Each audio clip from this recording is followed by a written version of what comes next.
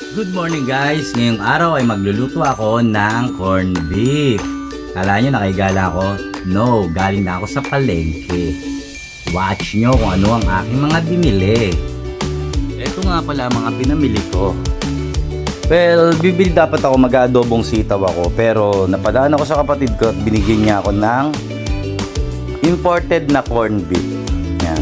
Ito guys, ito nakakatuwa sa mga imported na corned beef is meron siyang susi. Ayan, nakita niyo yan, susi.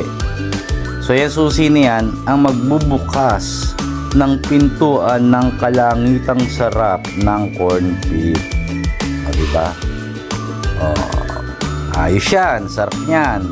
So instead na mag-adobo ko, ito na lang. Bumili ko ng itlog dahil lalagyan ko siya ng isang piraso lang naman na itlog.